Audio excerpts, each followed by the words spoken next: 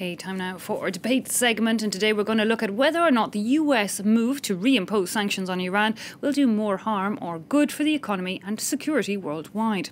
US President Donald Trump pulled out of the long-negotiated 2015 nuclear deal in May, and sanctions are to be reimposed in the coming hours. So will they motivate Tehran to make more moves to reduce nuclear activities and prove it is doing such, or will it prompt Iran to also leave the agreement and go back to enriching uranium? And what does it mean for the livelihoods of Iranians, first of all, but also the wider global economy? Well, standing by in the US to give us their views are Benham Talblou, a research fellow at the Foundation of Defense and Democracies. Also from Washington, we'll hopefully be joined by senior policy fellows at Johns Hopkins University, Mr. Abbas Kadim. But before we get dug in with our guest, Duca Royer reminds us of what exactly this first round of sanctions will bring. A brand new ATR plane lands in Urmia, northwestern Iran. 5 of this European model arrived over the weekend, meaning Iran has received 13 of the 20 it ordered from the French-Italian manufacturer last year. This just before US sanctions snap back into effect, cutting off sales of US and European aircraft. The punitive measures being reimposed this week also cover Iranian trade in the US dollar, real transactions outside Iran, and trade in automobiles and metals, including gold. US imports of Iranian products such as carpets and pistachios are banned. More significant sanctions targeting Iran's oil sector and central bank are set to be restored in November. It's a unilateral move by Washington, but with worldwide consequences. A ban on Iran's dealings in the US dollar, as well as on trading in the Iranian currency outside it, would make it next to impossible for any foreign firms to do business with Tehran. European companies like Danish shipping giant Maersk and German insurer Allianz are winding down their business in Iran. Automakers are divided. While Peugeot PSA is suspending its activities there, Renault, Daimler and Volkswagen are planning to keep them up. The prospect of US sanctions have caused a run on the Iranian currency. The rial has lost half of its value since April. The Iranian authorities are reversing an earlier decision to restrict foreign currency transactions to try and halt the rial's collapse. Well, let's cross first to our first guest, Mr. Benham Talblou, research fellow at the Foundation for the Defense of Democracies. Mr. Talblou, thanks so much for joining us live from Washington. Firstly, can I get your opinion on this decision by the US, firstly to withdraw from the nuclear deal and reimpose these sanctions? Good move, bad move? Well, thanks for having me. I think it was not the wisest move, but it was a move that was a long time coming. I myself am a vociferous critic of the Iran nuclear deal. I would not have left the deal in this fashion, but nonetheless, it's no use crying over spilt milk. But I do defend very vigorously, in fact, the move to heavily reimpose sanctions divided in 2 phases, one on August 6 and one on November 4. And I fully support, furthermore, their enforcement by the US through secondary sanctions. And do you believe that economic sanctions will, prompt Iran to come back to the negotiating table, as we're now hearing Donald Trump would like again to sign a new deal? Won't this just anger them? Well, the Iranians have been angry before the deal, during the deal, after the deal, and angst and anger among the Iranian ruling elite is not primarily my concern or that of the U.S. administration. That being said, there are only a select few times in the history of the Islamic Republic where its leadership and elites have done an about-face on key security issues. One is ending the Iran-Iraq war. Another is restraining their nuclear program after the Iraq war of 2003. And another was coming to the negotiating table in 2012-13, and then moving to ink the interim deal and then the final deal in 2015. Iran, in all cases, negotiated under massive pressure, massive foreign pressure. And why I support the resurrection, reimposition, and reinforcement of the sanctions is to, again, resurrect that massive pressure. Because if you're sitting in Tehran today, would you believe that the US actually wants any new deal signed with Tehran? Is that just said for good form? But do you think Washington wants to go back to the negotiating table and find a new agreement?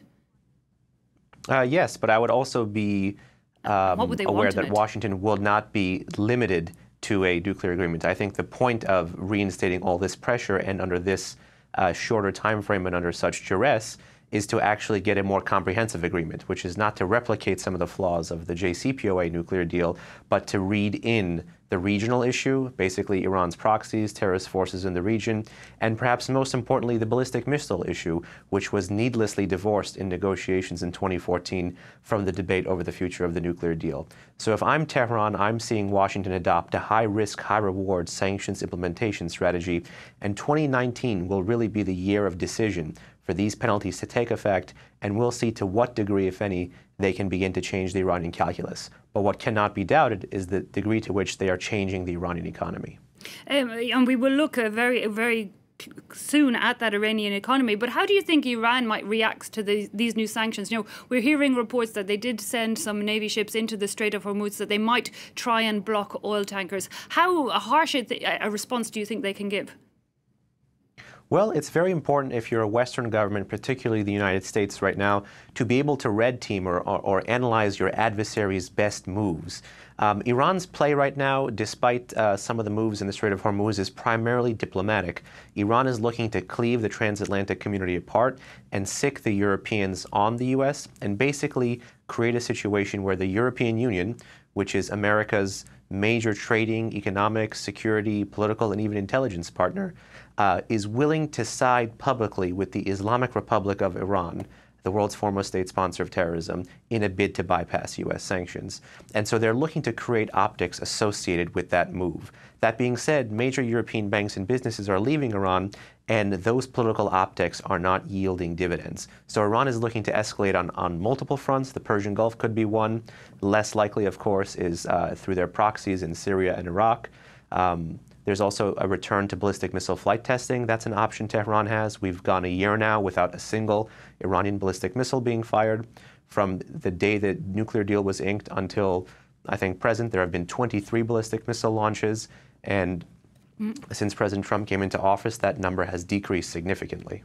So some moves there on the Iranian side of things. Well, let's look at that economic issue. And when this nuclear deal was signed back in 2015, hopes were high that it would herald a new era of economic boom in Iran. That didn't exactly happen, and now things are set to go somewhat in the opposite direction. Here's a quick listen to some Iranians who are already feeling the pinch and what they think about it. We've never experienced such a dramatic situation before. Prices are going up at a dizzying rate. Workers don't know if they'll keep their jobs. Renters can't extend the leases on their houses. Why aren't we negotiating with the Americans? We didn't elect the government to live through difficulties like this. If the government takes up the fight against corruption and punishes those who manipulate the markets and the people's earning power, and put people in charge based on competence, not favouritism, things will improve and we can stand up to the sanctions. Well, let me bring in now our other guest, Abbas Kazim, Senior Policy Fellow at the Johns Hopkins University. Mr. Kazim, thanks so much for your time also. Let me start with yourself just on that economic question.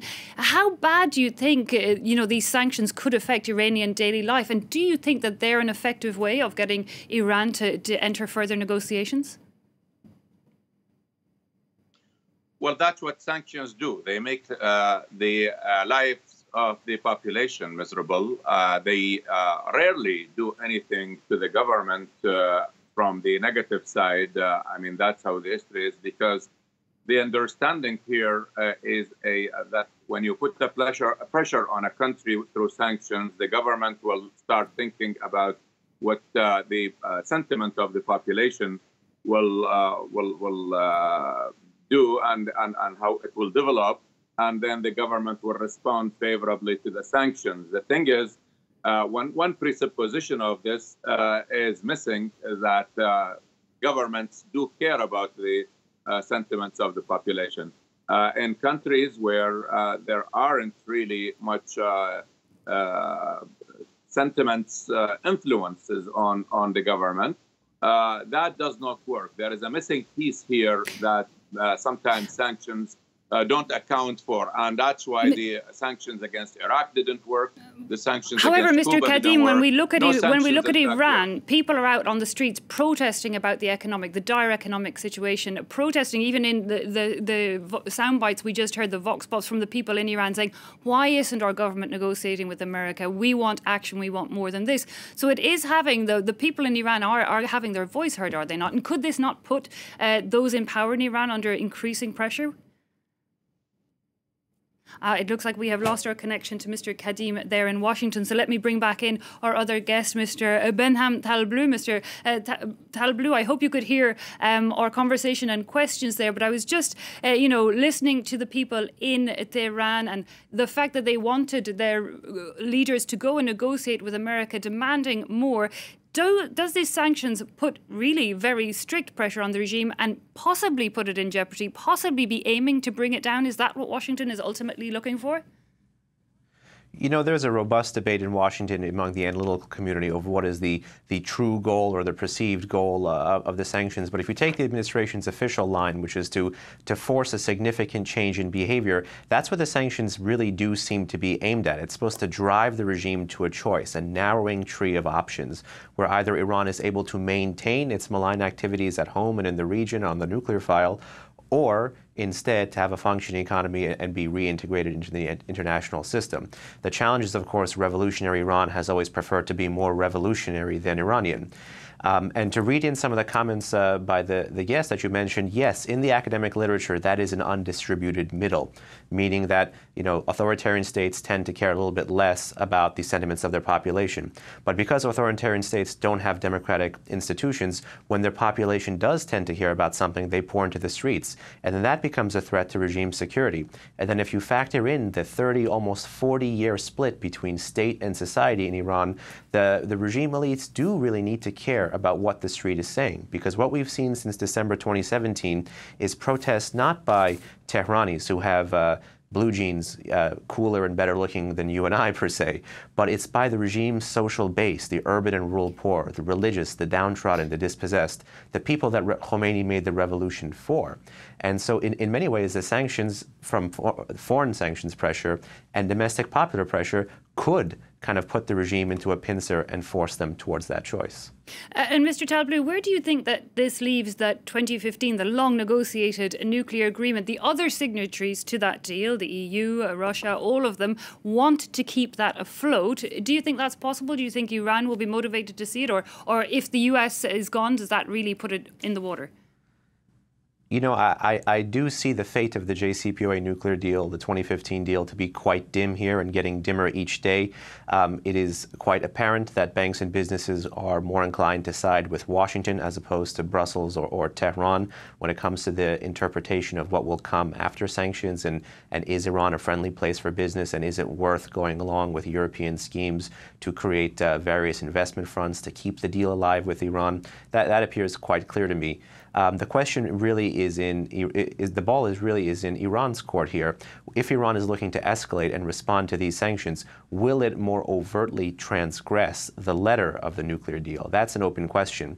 I don't think that's a question Iranian decision makers will entertain until after November 4, when the heaviest sanctions, the oil sanctions, will be levied and then will kick in. Because once Iran does that, I think it's more likely the Europeans will be driven towards the American position. And I think the Iranians realize that. Because if we go back to the 2015 deal being scrapped completely, surely that's a negative. All these countries sat down for many years to put something on paper. Iran had signed up to stopping, a lot of its nuclear activities. Surely that was a good thing. I mean, it was a good thing if you believe the interpretation of some of the key diplomats of the agreement. Having read the agreement multiple times, the agreement actually didn't solve the nuclear problem with Iran. It was a sophisticated time-buying mechanism. It wasn't really even an arms control deal. Even according to proponents of the deal, those who helped negotiate it, like Jake Sullivan of the Obama administration, I believe he didn't even call it an agreement. He called it a plan of action, hence the name, Joint Comprehensive Plan of Action. It had very little legal weight internationally and at home, especially in the two key countries where it has been most contentious, in the United States and in Iran. So I understand the European concern. The European Union always says it took more than a decade of negotiations to get this. I understand their interest in saving this is not just commercial, but it's also purposes of pride, purposes of national security. But there is a fundamental disagreement between Washington and Brussels over what to do next. Indeed, and we're hearing from Brussels that it's going to put in place, as of Tuesday, I believe, a blocking statute that actually forbids EU companies complying with these US sanctions and offering compensation if their business is affected. Could we really see a huge escalation in tensions then between the EU and the US also over this? I think we're seeing an escalation on the political file, but nothing substantive. You know, it's worth tracking the debate over the blocking legislation in the European Council, but in the end of the day, banks and businesses continue to side with Washington over Tehran and over Brussels. And what that means is that they are refusing not necessarily the legal predicate of the blocking legislation, but the net effect, the net effect is to prevent compliance with American secondary sanctions. These banks and businesses either transact in US dollars or do transactions that touch the U.S. financial system, or bank in the United States, or have clients in the United States, and see protecting those investments, those assets, those transactions as being much more worthwhile and beneficial to their bottom lines.